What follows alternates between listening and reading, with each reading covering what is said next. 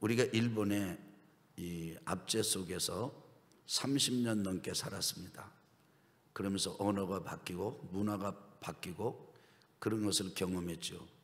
근데 430년 동안 이 노예살이를 하고 종살이를 하면은 진짜 모든 게 다 바뀝니다. 탈출, 해방 이런 것은 꿈도 꾸기가 어렵지요. 그런데 하나님께서 어느 날 모세를 그들에게 보내셨습니다. 모세가 이제 애굽으로 내려갔습니다. 이스라엘 백성들을 애굽 땅에서 끌어내고 불러냈습니다. 하나님께서 베푸시는 기적을 통해서 이 애굽 그 바로의 칼과 창 밑에서 신음하는 그들을 건져내 가지고 이제 이 가나안 땅을 향해서 나가기를 시작했는데, 나오기 시작한 날, 출발한 날, 출애굽한 날, 그날이 1월 15일입니다. 45일이 걸려서 그들이 도착한 곳이 시내 광야고 시내 산입니다. 하나님께서 모세를 산으로 부르셨습니다. 그리고는 모세와 대화를 나누시면서 하나님께서 이스라엘 백성들을 3일 동안 준비하도록 한 다음에, 그리고 다시 이스라엘 백성들을 밑에 준비시키고 너만 내게로 오너라 불러 올리십니다. 꼭 이 애굽에서 나온 지 50일째가 되었을 때 하나님께서 모세에게 십계명을 주셨습니다. 그런데 십계명만 주신 것이 아니라 이스라엘 백성들이 저 가나안 땅에 들어가면은 이렇게 살아야 된다라고 하는 규칙과 법을 주셨습니다. 그 중에 하나가 이스라엘 백성들이 명절을 지키는, 요때 이런 명절을 지켜라 라고 하는 그 명절 법이 있습니다. 절기 법이 있습니다. 첫 번째는 유월절을 지켜라, 두 번째는 맥추절을 지켜라, 세 번째는 수장절을 지켜라. 특별히 남자들은 매년 내 앞에 빈손으로 오지 말고 와서 내 앞에 나올지니라, 이런 가르침을 주셨는데, 그 중에 하나가 오늘 우리가 지키는 맥추 감사 주일, 맥추절 절기입니다. 이 맥추절 절기는 어떤 정신을 담고 있습니까? 첫 번째로는 하나님께서 주시는 이 땅의 양식 이전에 영적 양식을 사모해야 한다라고 하는 가르침을 정신으로 담고 있습니다. 생각해 보십시오. 애굽에서 이스라엘 백성들이 나왔습니다. 아주 황급하게 나왔습니다. 급하게 나왔습니다. 그리고 50일이 되었습니다. 아직 가나안 땅에 못 들어갔습니다. 지금 시내 광야 그리고 시내산 황망하기가 아주 아무것도 없는 그런 곳에 이스라엘 백성들이 이르렀습니다. 그런데 거기에서 농사짓는 이야기를 한다는 것, 땅의 소출을 이야기하고 수확을 이야기한다는 것, 그것은 아주 허무맹랑하게 들릴 법한 그런 이야기입니다. 그런데 하나님께서는 이스라엘 백성들에게 이제 가나안 땅에 들어가기 전에 농사짓는 이야기를 먼저 하십니다. 가나안에 들어가기 전에 이미 그 땅에 들어갔다고 치고 너희들이 배부르고 등 따뜻할 때 절대로 잊어서는 안 될 것이 있다. 그것은 바로 나요, 내가 너에게 들려준 이 말씀이다. 너희들이 보리를 수확하고 이 땅에 결실을 거두기 이전에 너희들이 먼저 받아야 될 것이 있다. 너희들이 먼저 붙잡아야 될 것이 있다. 그것은 나요, 내가 너에게 하는 이 말씀이다 라고 하나님께서 모세를 통해서 이스라엘 백성들에게 말씀을 주신 것, 그런 가르침을 주신 것, 이것이 바로 맥추절입니다. 그렇습니다. 여러분과 저는 이 땅의 수확 이전에 반드시 이 땅의 양식 이전에 한 가지 양식이 더 있다는 사실을 기억해야 합니다. 그것은 영혼의 양식입니다. 예수님께서 어느 날 마귀를 만났습니다. 마귀가 예수님에게 나왔습니다. 마귀가 감히 예수님을 유혹하기를 시작하는 겁니다. 그런데 뭐라고 유혹을 하느냐면은 40일 밤낮 금식하고 잔뜩 배가 고프고 이게 주려 계시는 예수님에게 당신 하나님의 아들이 아니냐? 하나님의 아들이면 그 능력 다 있지 않느냐?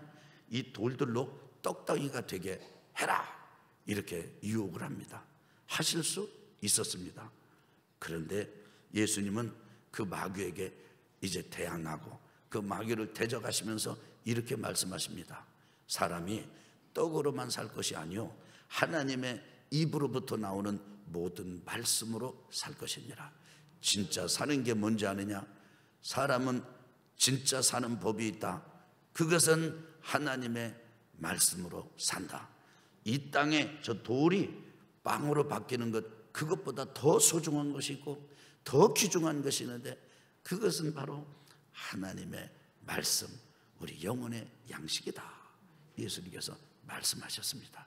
그렇습니다. 이 맥주절을 지키면서 여러분 기억하십시오. 우리 영혼의 양식을 사모하십시오. 영혼의 양식이 있음을 인정하십시오. 그리고 그 진정한 영혼의 양식은 다른 데 있는 것이 아니고 하나님의 말씀이라는 사실을 꼭 기억하시기를 예수 그리스도 이름으로 축원합니다. 두 번째로 이 맥주절은 하나님께서 이스라엘 백성들에게 추수에 대해서 가르쳐 주신 거예요. 우리나라에 복음이 처음 들어왔습니다. 그런데 복음이 처음 들어와서 하나님의 말씀을 배우면서 우리 믿음의 선배들, 우리 선배들이 한 가지 아주 독특한 면을 깨달았습니다. 이게 이스라엘의 유월절 절기라는 게 우리나라 광복과 같고, 그 다음에 맥주절 절기라는 것이 꼭 반년을 이렇게 되돌아보면서 보리 농사를 짓고 수확하면서 이제 지키는 절기에 딱 맞고, 그 다음에 수장절, 이 추수감사주일은 바로 벼농사 짓고 벼 수확하는 것에 맞구나, 이렇게 알고는 이제 우리 개신교회가 전통적으로 어떤 것을 지켜왔느냐 하면 이제 반년을 돌아보면서 보리 수확을 거두고 맥주절 지키고, 그리고 아주 온 1년을 이렇게 또 감사하면서 가을거지 벼농사를 짓고, 그리고는 추수감사주의를 지키는 그런 전통을 만들어 왔습니다. 지금까지 우리가 그걸 지키면서 반년 동안의 맥주절을 지키고, 그리고 한 해 감사를 추수감사주일로 지키는 이런 절기를 소중하게 여기고 있습니다. 예수님께서 어느 날 사마리아 수가성 가시다가 우물가에서 한 여자를 만났습니다. 이 여자는요, 인생을 험악하게 살던 여자였습니다. 남자를 몇 차례 바꾸고, 그래서 지금 살면서도 언제 바뀔지 모르고, 이 사람이 진짜 내 남편이라고 어디다 내놓을 수도 없는 그런 삶을 사는 여자였습니다. 그런데 그런 여자를 예수님께서 다 아시면서도 만나 주셨습니다. 그 여인의 속에 예수님이 들어갔습니다. 예수님의 말씀이 들어갔습니다. 그 여인의 영혼이 살아나기를 시작했습니다. 영혼이 회복되기를 시작했습니다. 전혀 가망이 없어 보이던 그 여인의 가슴 속에 일말의 희망이 싹이 트기를 시작했습니다. 주님과 대화가 깊어졌을 무렵 이 여인이 마침내 이제 이렇게 외칩니다. 물동이를 놓고 동네로 뛰어들어가 가지고, 이 사람을 와서 보시오. 이 사람은 나를 다 알아요. 그런데 다 알면서도 나를 버리지 않으세요. 이 양반이 진짜 그리스도가 아닙니까? 예수님을 그리스도라고 이제 소개했습니다. 예수님께로 동네 사람들을 다 불렀어요. 그 여자를 따라가지고 동네 사람들이 막 나옵니다. 때마침 제자들이 이제 식사를 준비하려고, 음식 먹을 거를 준비하려고 딴 데 나갔다가 오면서 그 광경을 봤습니다. 그때 예수님께서 제자들에게 나오는 동네 사람들을 보면서 이렇게 얘기를 합니다. 나에게는 너희가 알지 못하는 먹을 양식이 있다, 이렇게 말씀하셨습니다. 무엇입니까? 한 영혼이 예수님 본인을 통해서 하나님 아버지의 사랑을 알고 하나님 나라를 이 땅에서 누리고 하나님 나라를 향유할 수 있게 되는 것, 그것을 지켜보는 것이 예수님에게는 그 어떤 먹을 것보다도 큰 양식이 되었던 것입니다. 영적 양식, 하나님의 말씀, 바로 그 하나님의 말씀을 따라서 한 영혼을 건지는 영혼의 추수, 하나님의 뜻을 이루는 이 일을 예수님께서는 바로 양식이라고 말씀하셨던 것입니다. 여러분, 여러분과 저의 즐거움은 어디에 있습니까? 여러분과 저의 만족은 어디에 있습니까? 여러분과 저의 삶의 절정감은 어떨 때 우리가 맛봅니까? 여러분, 전도 한번 해보셨습니까? 그야말로 하나님을 모르고 예수님을 영접하지 않고 제 마음대로 자기 법대로 자기 생각 이대로 사는 사람들이 처음에는 복음을 거절하고 예수님을 거절하고 하나님을 거절하다가 어느 순간에 그 영혼의 틈이 열려서 그 열린 비좁은 틈으로 하나님의 진리가 그들에게 들어갑니다. 그리고는 그 안에서 점차 하나님 나라에 같이 하나님의 말씀, 하나님의 진리가 싹을 내 뿌리를 내리고 그리고 싹이 트고 해가지고는 신자가 되고 그리고 하나님의 일을 하는 일꾼이 되는 모습을 여러분 지켜보신 적이 있으십니까? 그 맛, 그 기쁨, 그 희열은요 어떤 것보다도 크고 어떤 것보다도 소중합니다. 그렇습니다. 여러분, 이 맥주제를 지키면서 우리도 이런 영혼의 추수의 기쁨을, 영혼의 추수의 절정감을 경험할 수 있도록 나서야 되겠습니다. 예수님께서는 이렇게 말씀하셨습니다. 자, 희어져 추수할 때가 가까웠구나. 추수할 때가 이미 다 됐구나. 그런데 추수할 일꾼이 부족하다. 너희가 추수하는 주인에게 청하여 추수할 일꾼을 보내어 주소서 하라. 예수님께서 마태복음 9장 뒷부분에서 제자들에게 그렇게 기도를 가르치셨어요. 예수님께서 가르쳐 주신 기도가 주기도문만 있는 게 아닙니다. 추수할 일꾼을 보내달라고 하는 기도를 하라. 그것도 예수님께서 가르쳐 주신 기도입니다. 저는 여러분 영혼, 여러분의 심령, 여러분의 내면의 이 기쁨과 이 소망이 넘쳐나게 되기를 예수 그리스도의 이름으로 축원합니다. 세 번째로는 이 맥주절의 정신, 세 번째로는 부흥입니다. 여러분, 사도행전을 읽어보셨습니까? 요즘 우리가 사도행전을 묵상하고 있습니다. 사도행전을 묵상하면서 이전에 경험해 보지 못했던 정말 큰 은혜들을 저는 경험하고 있습니다. 보십시오. 다락방에 승천하신 주님을 못 잊어하던 그 제자들과 120명의 사람들이 있었습니다. 거기에는 어떤 부흥의 그림자도 없었습니다. 확산이나 거기 하나님의 나라가 뭐 커진다든지 하나님 나라의 깃발을 세운다든지 하나님 나라의 운동을 일으킨다든지 이런 그림자, 아주 흔적조차도 없었습니다. 그들은 그냥 다락방에 그냥 있었습니다. 그런데 우리 주님 십자가에 지시고 십자가에 달려 돌아가신 다음에 무덤에 장사 지낸 바 되셨지 않습니까? 그리고 부활하셨습니다. 죽음을 이기시고 무덤의 문을 여시고 부활하셨습니다. 40일 동안 제자들과 함께 계셨습니다. 하나님 나라의 일을 말씀하셨습니다. 그런데 그 하나님 나라의 일, 그것이 제자들의 가슴을 그렇게 울리지 못했습니다. 그 제자들이 어떤 제자들이었습니까? 예수님께서 너 나를 따라오너라. 내가 너를 사람을 낚는 업으로 만들어야 되겠다. 그러면요, 그물을 놓고 따라 나섰던 사람들입니다. 배를 놓고 따라 나섰던 사람들입니다. 가족을 놓고 아주 그냥 미련 없이 떠났던 사람들입니다.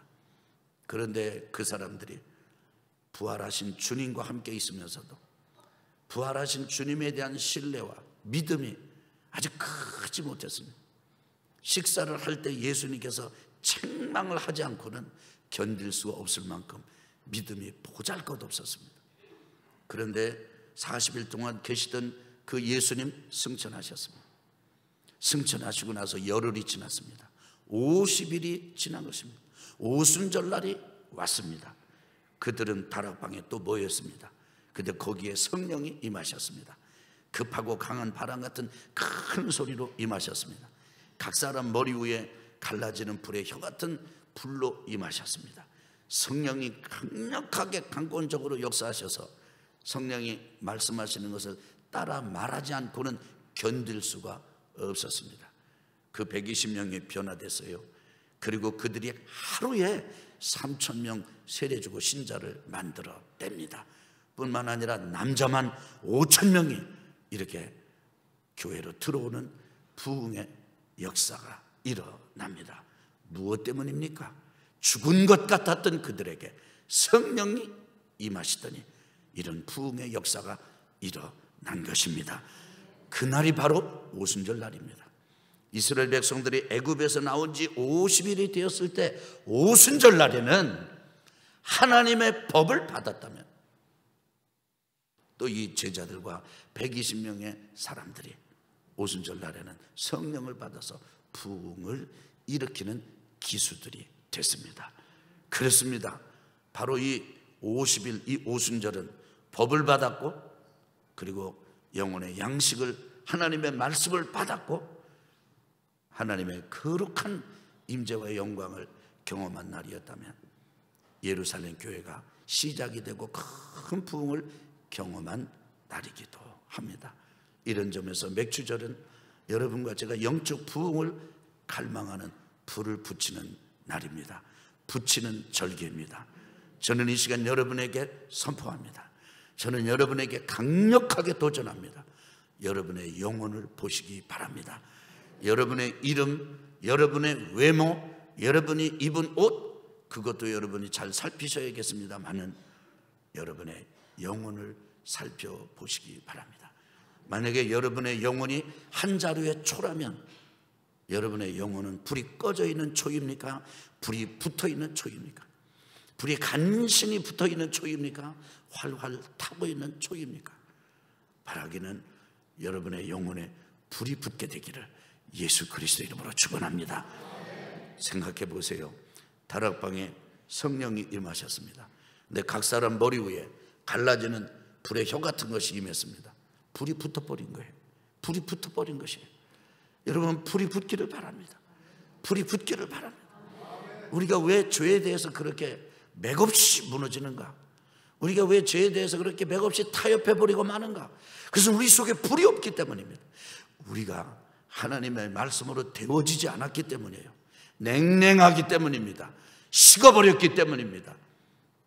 이런 늘 말씀을 드리지만 더러운 똥파리들이 어디에 들러붙습니까? 식어버린 것에 들러붙습니다. 활활 불이 붙어 있으면 붙을 수가 없어요. 붙었다가는 금방 타 생명조차도 부지할 수 없기 때문입니다. 여러분과 제가 이 땅에서 살고 가정에서 살고 직장에서 살고 사업장에서 살고 아산 땅에서 살아가는데 더러운 귀신들이 악한 것들이 와서 찍접대고 손대고 붙으려고 할지라도 왔다가 한 길로 왔다가 7길로 도망가는 역사가 있기를 예수님의 이름으로 축원합니다. 흉악한 결박은 끊어지고 저주의 끈들이 끊어지되 무엇으로 끊어집니까? 무엇으로 악한 것들이 왔다가 그렇게 도망갑니까? 그래서 여러분과 제가 불이 붙어 있어야 됩니다. 성령에 불이 붙어 있어야 됩니다. 교회도 마찬가지입니다. 교회는 모름지기 조직이 잘 돼 있고 과정이 잘 돼 있고 또 교육이 잘 돼 있고 건물이 좋고 뭐 이런 거 다 좋습니다. 그게 나쁜 게 아닙니다. 소중한 것입니다. 그런데 그것보다도 더 원색적이고 본질적인 것이 필요합니다.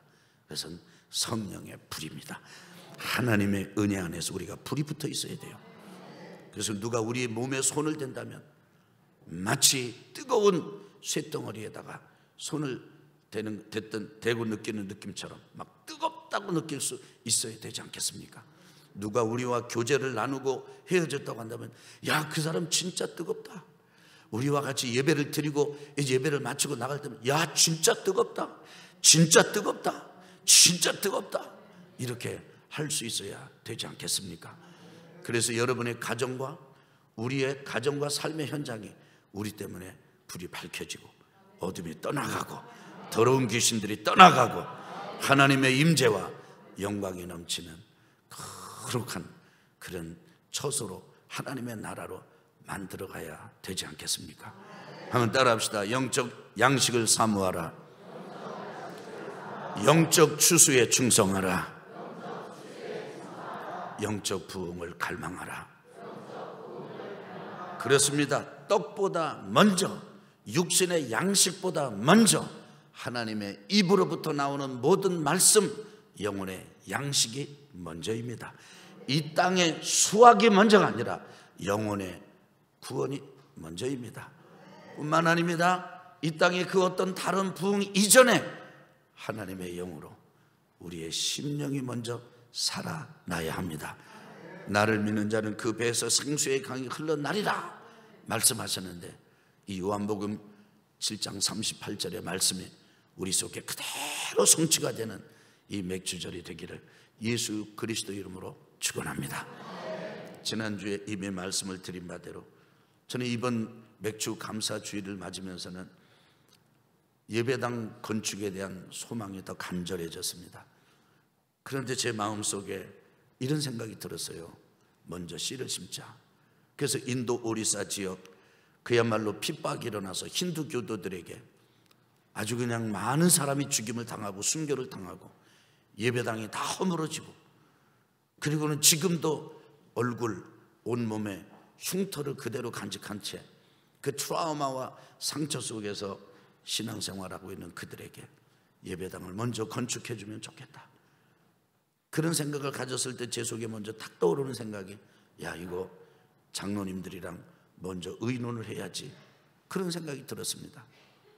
그런데 마음을 가지고 이렇게 기도를 하는데 제 마음속에, 야, 왜 그렇게 사람하고 얘기하려고 하느냐, 그냥 내가 선포해라. 그리고 너를 따라오는 자들과 그 일을 해라. 이런 마음을 하나님께서 주셨어요. 저는요, 어떤 교회 일을 할 때 여러분 보실 때 어때요? 제가 굉장히, 어떤 분은요 제가 고집이 세다고 그래요. 어떤 분은요 제가 막 이렇게 막 한다고 그래요. 근데 저 그렇게 못해요. 뭘 하려고 그러면 의논하지 않고는 잘 안 돼요. 그래서 사람들이랑 의논하고, 그런 많은 경우 중요한 일들은 우리 성도님들하고 특별히 우리 장로님들이랑 같이 의논해 가면서 일을 모아갑니다. 그런데 이번에는 의논하지 않았어요. 그냥 여러분에게 선포했습니다. 그리고 여러분이 성령의 감동과 인도하심을 받은 대로 헌신하고 헌금하는 분들의 헌금이 모여질 것입니다. 이미 여러분들이 이 건축 헌금에 동참해 주셨어요. 그리고 될 것입니다. 이제는 이 건축, 이 인도 오리사 지역에 이 건축 헌금을 어떻게 전달하나, 그 생각을 하고 있습니다. 감사하게도 우리 장로님들께서도, 내가 한 분 한 분 다 얘기를 들어본 건 아니지만 저보고 하는 말이, 잘 생각하신 것 같다고 그렇게 얘기를 하더라고요. 네, 이제 속으로 감사합니다. 아멘, 아멘. 성도님들도 다 좋아하시더라고요. 이 아멘이 어떻게 소름 소리 같기도 하고, 여러분도 그러시죠? 이게 참 귀한 일이 이번에 이렇게 하게 되었습니다.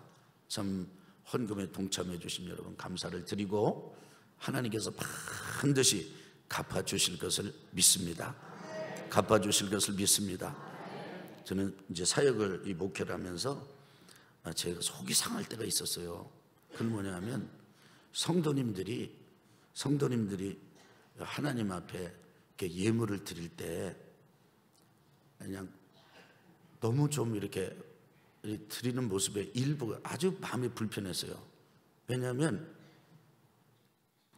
너무 소홀한 거예요. 하나님 앞에 너무 가볍게 대하는 거예요. 그래가지고 제가 먼저, 저는 담임 목회를 지금 세 번째 한다고 그랬잖아요. 가는 데마다 없앤 게 뭐냐면 헌금 바구니 돌리는 걸 없앴어요. 우리 교회도 똑같아요. 그래서 저 앞에다가 헌금 함을 딱 마련해 놓고 오는 거예요. 그러니까 뭐 헌금 시간이 없어가지고 못했네, 그런 분은 안 하셔도 돼. 아니면 충분히 민구스럽지 않게 안 하실 수 있어요. 그런데 진짜 마음에 불이 붙은 분들, 하나님 앞에 믿음의 고백을 가지고 계신 분들은요, 꼭 들어오면서 이렇게 준비해서 예배해 가지고 하나님 앞에 예물을 드려요. 그런데 놀라운 건요, 그렇게 돌릴 때보다 하나님께서 계속 넘치도록 채워주셨어요. 그래서 저는 우리 성도들이 이런 점에서 진짜 귀하구나, 훌륭하구나. 근데 우리 교회만 그런 게 아니에요. 똑같아. 어디나 그래, 어디나. 정말 하나님 앞에 불이 붙어 있는 성도들이 드리는 헌금으로 하나님 앞에 영화롭게 하자. 근데 다 불이 붙더라. 할렐루야. 아멘. 그런데 이런 절기를 앞서서 그런 염려가 될 때가 많아요. 우리 성도님들이 또 이런 어떡하나. 그럴 때마다 이 정신이 있다. 맥주절에는 맥주절의 정신이 있다. 이 맥주절의 정신은 영혼의 양식을 사모하는 것입니다. 영혼의 추수를 충성하는 것입니다. 영적 부흥을 갈망하는 것입니다. 이 믿음 가지고 순종하면서 나가면 하나님께서는 그 사람, 그 영혼을 반드시 붙잡아 주실 것입니다.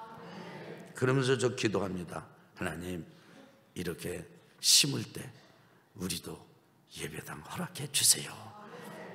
하나님께서 좋은 예배당을 허락해 주시리라고 믿습니다. 이 맥주절의 정신을 회복하고 승리하는 여러분과 제가 되기를 예수 그리스도 이름으로 축원합니다.